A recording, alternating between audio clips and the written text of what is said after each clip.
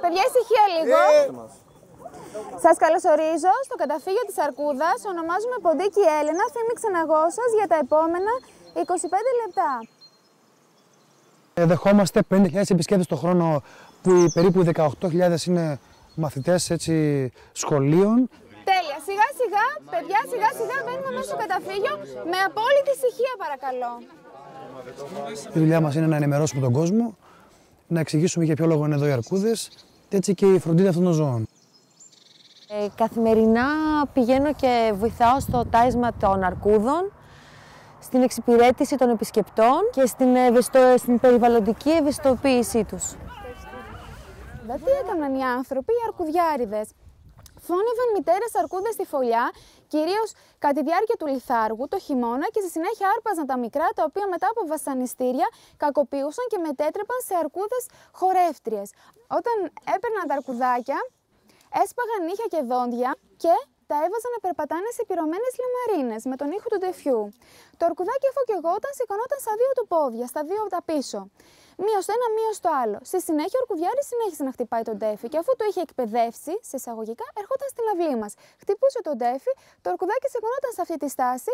Οι άνθρωποι νομίζαμε ότι χορεύουν, το κάνουν επειδή το θέλουν. Στην πραγματικότητα όμως, συνδύαζαν τον ήχο του τεφιού με το κάψιμο και σηκωνόταν σε αυτή τη στάση.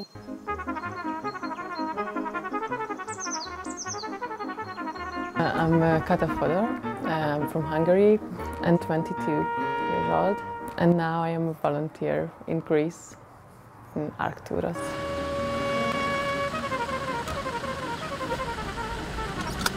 I'm working on a third project with 4 other volunteers.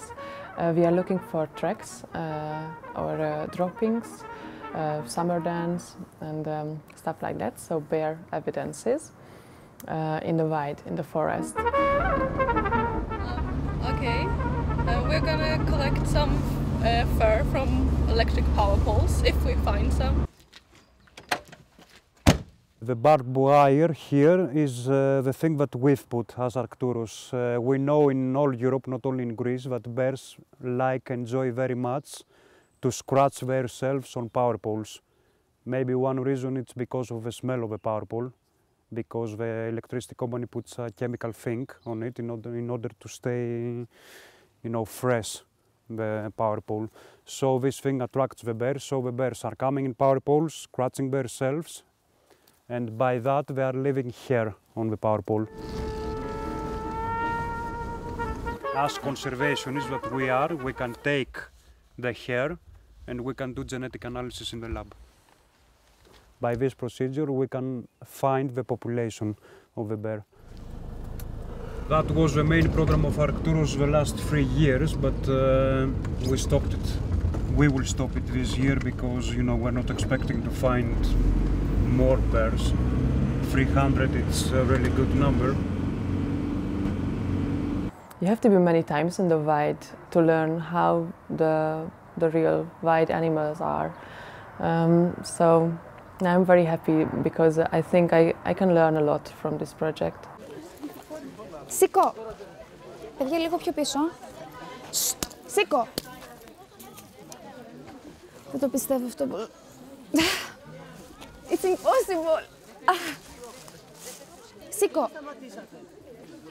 Παιδιά, περάστε.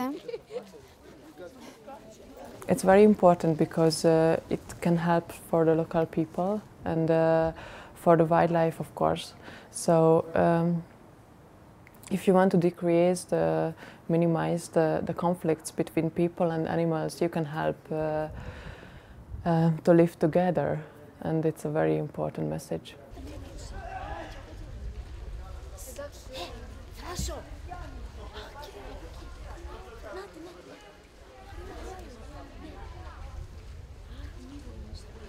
Κοίτα τέλειο.